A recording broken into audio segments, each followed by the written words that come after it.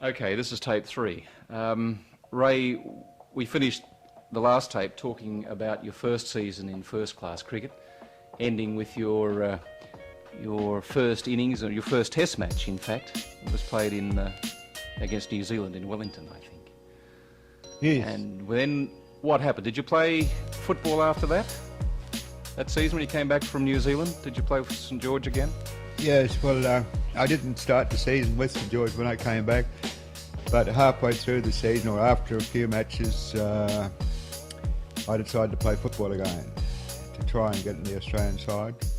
But I started the last day before they picked the team to play the city country match, and they didn't put me in first grade because I hadn't played, so I didn't get picked. I continued for the rest of the season, but I hurt my leg with about 8 weeks to go, and I dropped out. We won the minor premiership that year, and my selectors thought that I'd be better off playing. They asked me, talked me into coming back, and I made a comeback for the final, but we got defeated in that because I didn't kick any goals anyhow, so I wasn't a hero. Well, tell me about that final. It was St George versus... St George versus Balmain, and we were defeated 13-12. We scored 4 tries and didn't kick any goals, and they scored 3 tries and 2 goals, and as a result they beat us. Unfortunately for us in that match, we played against a 45 mile an hour gale in the first half, and when we came on the field in the second half it had switched around, and still 45 mile against us.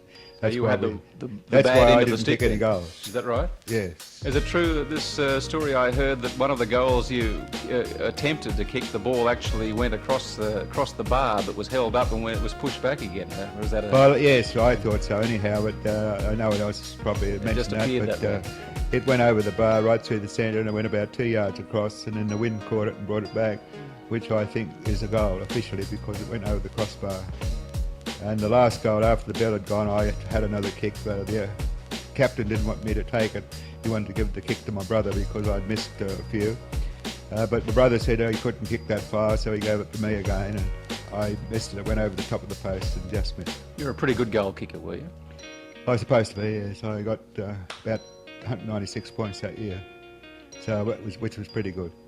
Were you one of the around the corner style kickers, or no, I was a normal nose kicker. down and front on, or did you stand the ball up? Or I stood the ball up that year because there was different balls we were playing with that year. They were very small, narrow balls, and they were hard to lay down. So I kicked them standing straight up that year. How many first grade matches did you play with St George? I suppose 60 odd, 70. I played 83 matches altogether with St George when I played, but I don't know how many of those I played in the minor grades. I possibly played about 70 odd first grade matches. At one stage it was suggested that you should be playing for Australia as a fullback.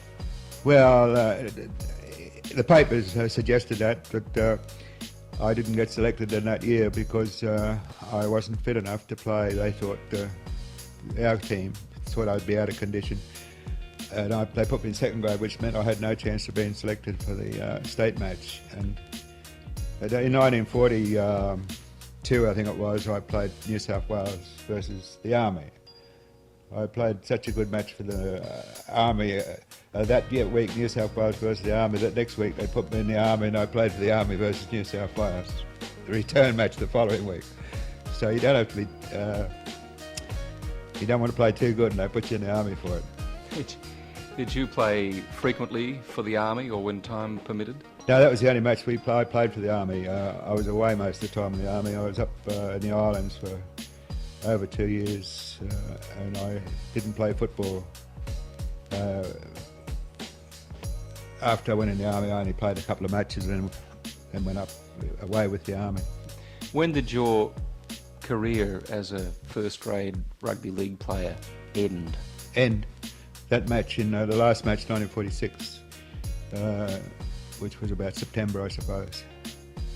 Into 46, and there was also a story somewhere that you were offered the chance to play rugby league with an English club. Yeah, I was. Bradford Northern, I think it was. They offered me to play football for them over there and cricket if I wanted to, both. But I didn't. I decided not to go, so I didn't want to play football then anyhow. Was that after your last game, that grand final that you were talking about? I should imagine it was, yes, or during. Might have been before it, because it would have been that year. The season would start in September over in England, so it would have been possibly before my last match. So I got the offer. Can you remember some of the rugby league personalities that you played with and against in your time at St George? Well, our captain that year was Herb Narvo, who was probably one of the best footballers that ever played for Australia. He was our captain, and well, I played with St George. Had Hawke had played for Australia, 5'8", and Hazelton on the wing. Well, the hard part about it is to think of their names. Yeah, Gordon Hart played in the centre, and we had a couple of Gilbert played in the forwards, Kelly and Smith, Neville Smith. They played for Australia whilst I was playing with them. But I think another couple played, but I can't think of the names at the moment. Sure. So that after 1946, that was the end of your first grade rugby league career. That's and right. so you spent your time then concentrating on cricket. What about, how did you live? What did you do? I mean, you couldn't concentrate or rely on cricket to pay your wages, could you, in those days? How did you survive, and what did you do when the war finished? Well, I went back to my job in the war. I was working with that Commercial Steel and Forge Company before I went in the army. When I went back, coming back from the army, I went straight back to the same job, or a different job, but in the same firm. And I worked with them for quite some time, about a year or so. And then they said, "Do you want to continue in your job with us?" And I said yes. And well, they had a good job marked out for me, but they said you can't play cricket. They can't give me leave to play cricket, so I had to leave. There was no question in your mind that it was more important to concentrate on your cricket career. Well, than it might was be a to question, keep but a I job. wanted to be a cricketer, so I just went to I had to get another job somewhere that'll let me go away and play cricket. And did you do that? Yes, well, I got it. I forget which job. I think it was Clive Everett's brother, Bert Everett, was the Deputy Prime Minister for Australia at the time. And he was a St George fan where I played, and he got me a job as Assistant Secretary to his brother, who was the Honourable Clive Everett, the Minister for Housing. So I was Assistant Secretary for 2 years with him in the public service. And then the public service came to me and said, "We have a good job marked out for you." They wanted to put me on the service board, which would have been a very good job. There was only 23 people on it at the time. And they said, "But we can't give you leave to play cricket." So I gave that job up too. And then I worked with Stan McCabe's Sports Store, and he gave me leave to play cricket. And that was in George Street, in that George Street George store. Street then, it was 254 George Street, yeah, it was then. And how long did you have that job?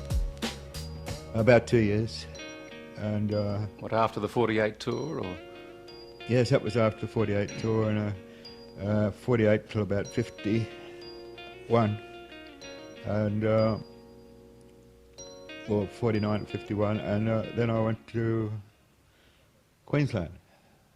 Well, I went over to England and played 6 months cricket over there with Lancashire League. Came back to Australia and worked in the wine and spirits for a few months, 6 months, and then went back to England with the Australian side in '53. And then came up to Queensland when I came back, and because I'd married a Queensland girl, still married to her, and they offered me a job. Cop and Co up here offered me a job up here, so I stayed up here with Queensland. So, while you were representing Australia in many test matches and making overseas tours, you must have still had it in the back of your mind that you had to still keep a job, have some sort of a job when the cricket season finished? Well, you had to have a job when the cricket season was on because we didn't get paid very much money. We only got 25 shillings a day for playing for the state side, which is only £6 a week. And that's not much money to keep yourself on. Even in those days, you couldn't keep yourself going because you spent that on cricket gear and all that. And did you have to buy your own gear? we had to buy our own gear. We were amateurs, we weren't professionals. And our money was not enough to keep you as a player. And the money we got received for playing state matches, as I say, was only 25 shillings a day. And you were away for you only got paid the days you played, that's 4 days. And you were sometimes away for 7 or 8 days. When you were travelling? Travelling. And you didn't get paid for travelling. And did you get paid for practice, the practice sessions? No, you didn't get paid for practice. You had to go and do all your own. And we practiced in the city, which was 10 miles away from our place.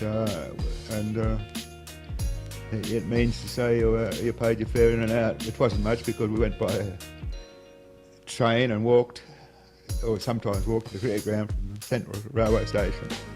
That was because it was too much money in a cab. But mostly we got a cab home, and when we were playing we got a cab home. And that meant your £6 for the match didn't last very long in cabs. That was almost a love job, wasn't it? Well, it was. You lost money playing cricket. And when I was working and did get leave to play, I didn't get paid anyhow from the job I was working for. We got leave without pay until the last job I with Cop and Co in 1956 was the only tour that I got money for from a job, which was very handy. Yeah. But other tours I didn't get any money at all. So this made it fairly difficult for all those of your contemporaries, yourself and the other people you played with, because there were no professional cricketers in Australia. And when they finished we didn't have any. The only ones professional went to England and played over there with Lancashire League or a like county. the Bill Alleys and the George Alleys Tribes and the Livingston, Bruce Doolans. Pettiford, Doolan. They were the only ones that received money for playing cricket those days. It was pretty tough then, because by the time you came to the end of the road, the end of your career, there was no sentiment or love by the sound of things. You were out, you were dropped, and that was the end, and you had to pick up the pieces and do the best you could. That's true. You were left on your own, and not many people liked you playing cricket when you were working because there was no benefit to them. They didn't get any money out of you playing, and there was no TV and not much publicity in the newspapers unless you were a really good player. And then there wasn't that much anyhow. There was no money in it for anyone in cricket, to my knowledge. They say Bravin may have made a little bit of money out of it, but I don't think he did. He wouldn't have made anything out of it any more than anyone else, except for the £1,000 he was paid in 1934 by a supporter in England, which was a lot of money those days, but compared to these days, it's nothing at all. Sure. Tell me now, the tests versus India, that was, we had 46-40, no, England 46-47. You had Wally Hammond's side came out. That's right. Then, and you played your first test, I think, in Sydney. In Brisbane. In Brisbane, was it? Oh, right. Okay. Yeah, first test up here in 1946, and I batted. I got 31 runs, being a batsman, I thought, and didn't get any wickets. I only bowled 12 overs, and I got sick. I thought I got malaria, and they took me to the Army hospital for malaria, and I was there for a few days, and they found out it wasn't a malaria, it was chickenpox, and they took me back to the Brisbane hospital. And I was there for a couple of weeks in hospital. I missed the second test in Sydney. Your first match? I played the third test in Melbourne. Can you remember the first match you played against England? That was the England versus New South Wales in November '46. Can you remember that? Probably your first meeting with Hutton, Washbrook, Compton and company. Yes, I do remember that. Must have been washed out, was it? Because it was raining. It was rained off a lot, but I think they got. We didn't get many. We got about 4 wickets, 160, I think, and they were about 1 wicket down. for 156. You, in fact, dismissed Washbrook. Yes. 4 overs, 1 for 20 were your figures. They didn't want to bowl me very much because they reckon I'd be in the test match against them the next week, or the week afterwards, 2 weeks later. So I was told not to try too hard, which I didn't do. So you went through the motions? I didn't bowl them any bumpers or anything like that. Right. So you missed the second test, and then what? The third test in Melbourne for you was a pretty memorable one. Well, it's good for me in one respect because I got 100 in the second innings, and being just out of the hospital with chickenpox, I was very weak, and my bowling was just average, and I was a bit very worried that I only got, I don't know how many wickets, but I got a 1 or 2, but I was getting very tired, and I was very pleased that I got the 100 runs to keep me in the test side. Can you remember much about that 100? I remember every shot, if you want me to tell you. Yes. No, I remember a lot about it, yes. I enjoyed it. Don Talon was batting with me. He got 91, or 92, I forget. And when he was about 80 odd, he said, well, Hutton was bowling. They put Hutton on, and he put himself on it. I think he was captain. No, he wasn't, no. And I was heading him around a little bit, and Don Talon said to me, well, let me take Hutton and I'll get my 100, then I'll stay around with you. And I said, you just keep your end and I'll keep mine. And he tried to get a single off the last ball of Douglas Wright was bowling to him, and he tried to get a single around the square leg to get the strike off Hutton, and he hit it on the back of the bat and got caught. And I think he said a word as he went past me, which wasn't the best of words. It wasn't very angry, but it was a little bit angry. He said, you so-and-so. And I just laughed. He just laughed too. But he was unfortunate. He tried to get the strike at Hutton, but I told him that, well, I can't let you have a go at Hutton unless you get up here, because I'm not going to give it to you. They'll take him off next over. So that was it. He didn't get his century. It was a very fast 100. I think it was 112 minutes, yes. Well, no, it was 112 minutes. I thought it was 110 minutes, but they put 112 in the paper. I didn't count them, but it was recorded as 110, and after they put it in the paper, a couple of days later they changed it to 112, so I don't know where they got the other 2 minutes for. And how did you feel at the time? Can you remember? I was very happy to get the 100. I'd nicked the ball, one ball before, I think, or 2 balls before. I nicked the ball, and it went for 4 when I was 96. And the umpire signalled byes, and Godfrey Evans said he hit that umpire, and the umpire said, no, I don't know about that. He said, he just didn't give it to me, and brought me back to the story of the previous year in New Zealand when Hadley was 198, and he got out for 198, or they got out, the team was out, and they were walking out, and the other batsman said, you nicked that ball, it went for 4 when you were 170 odd. And he said, I know. So he said, we'll tell the umpire. I said, tell him about the one you nicked when you're 163 and you got caught behind too. So he didn't tell the umpire. And ever since then I've regretted it, because I thought that he was good enough to get a 200, and I would have been glad. Now I know him better. I would have been pleased to see him get the 200, but unfortunately he didn't do it when I told him to tell him that he hit one when he was 163. And the umpire didn't give him out. Ray, during that test match, you batted at number 9, I think. Was that right? Did you bat at number 9 when you made that 100? I was used to go at 8, 9, 10. Yes, according to the New South Wales Cricket Yearbook, it says you batted at number 9. Yeah, that'd be right. They were a good batting side we had. And you had Talon just before you, who made 92. Was he in? He must have been in when you came in. Yeah, Talon was in when I went in. So you put on how many? 154. 154 in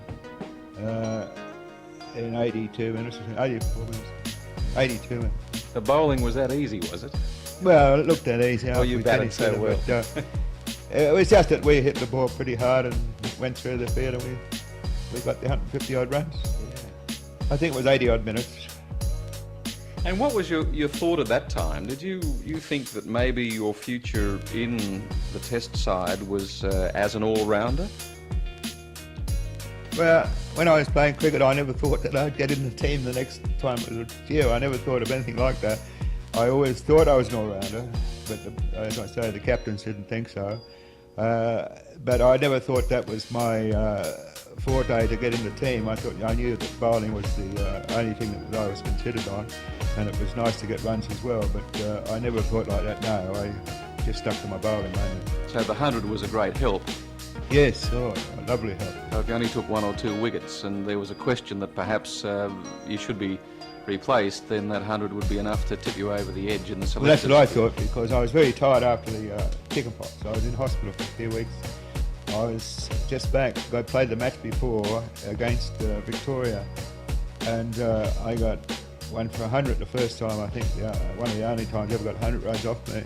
But my bowling, and that was only because Ian Johnston, the last 2 or 3 overs, hit about 30 runs off me. I was too tired, and he batted very well. And I was very tired before I went into the test, and I was more tired when I was playing. But that was through the chickenpox, not through bad conditioning. But as I say, I was very pleased to get the 100, and I thought that'd keep me in a team for the next match. Which it did, of course. Yes.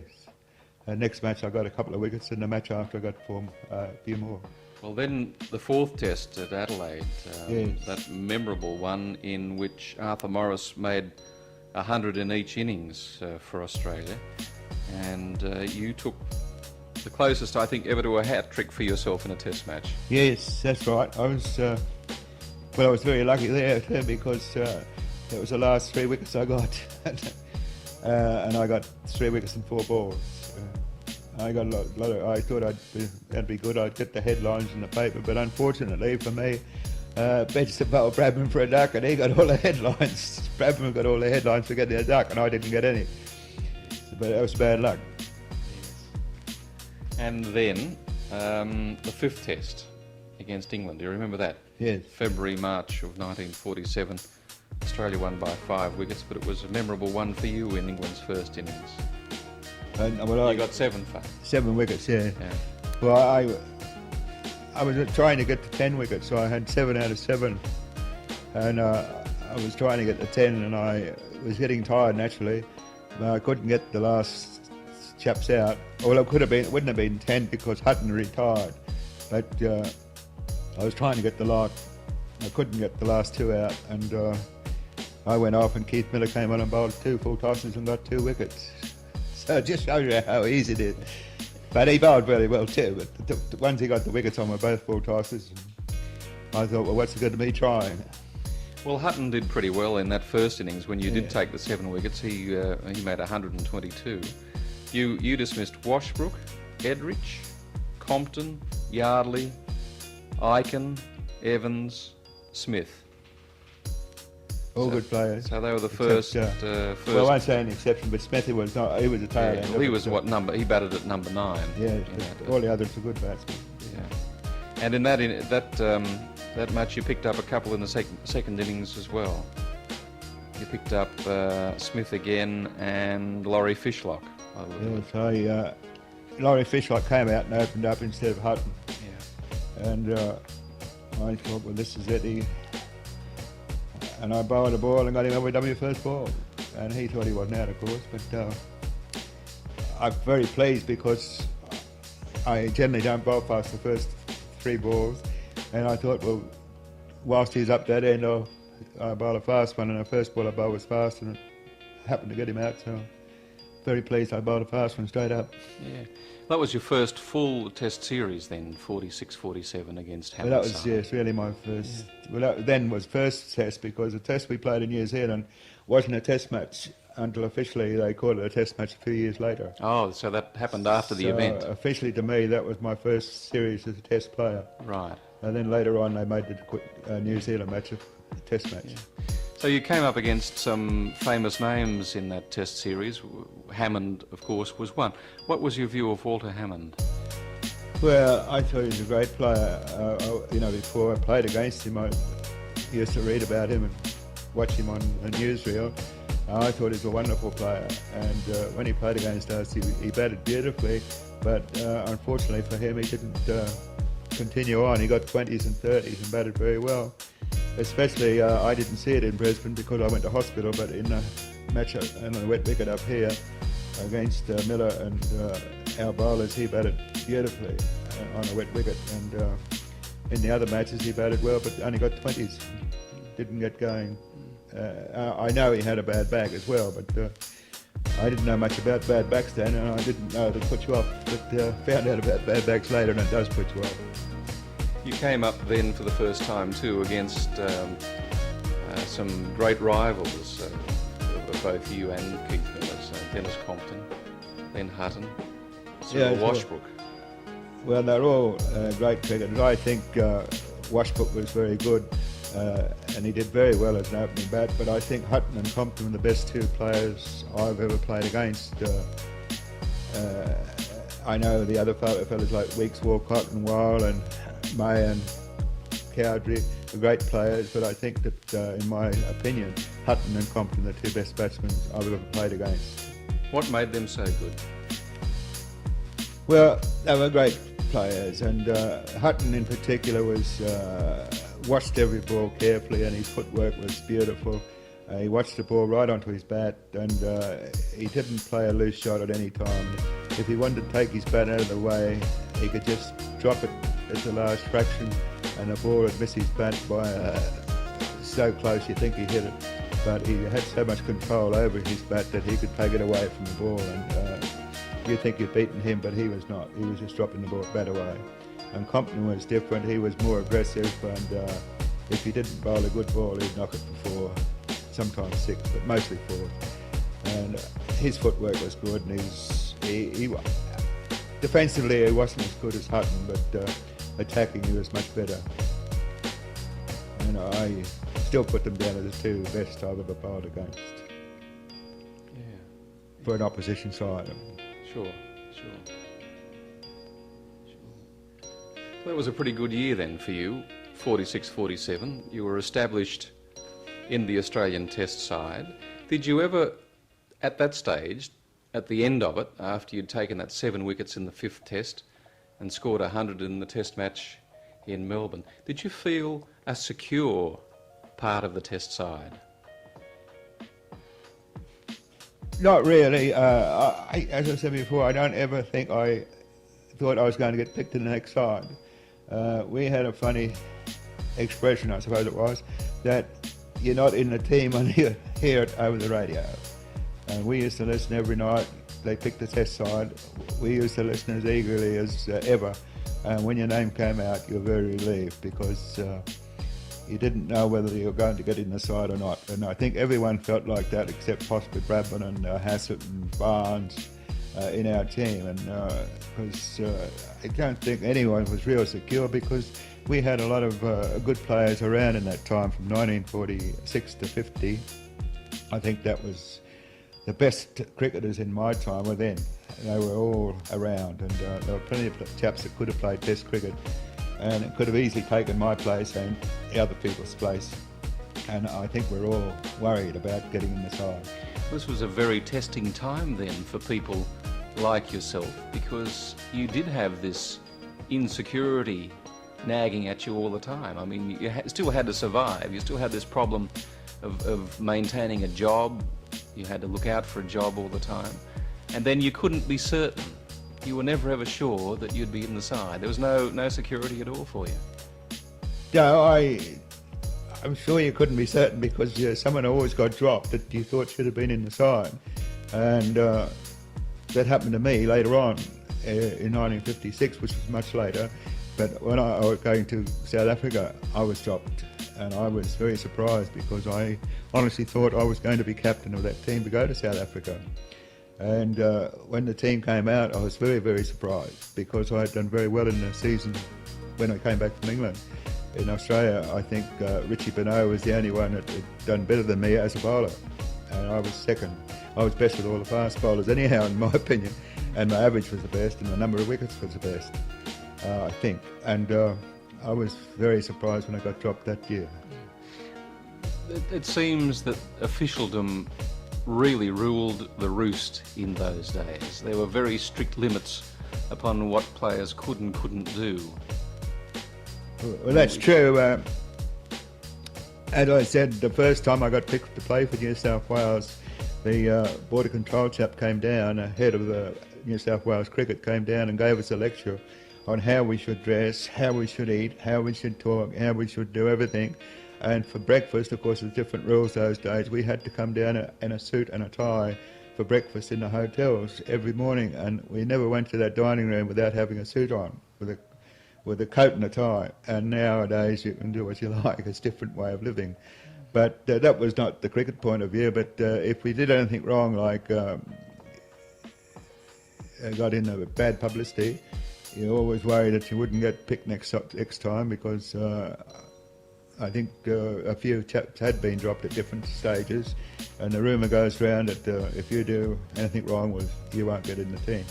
And I think that was right in those days. And I suppose now it's a bit easier, because you freedom of I don't know if it's freedom of speech or freedom of the press, but it's freedom of something. If you get sacked from a job, you can protest. But we had no chance of protesting against the selectors, and naturally we were worried about whether we would get in the side. And I think that not the reason we behaved well. I think we were those days we were well-behaved chaps anyhow, but and there wasn't much trouble to get into. But we behaved well. Mainly, I think one of the reasons was that we didn't want to get dropped from the side.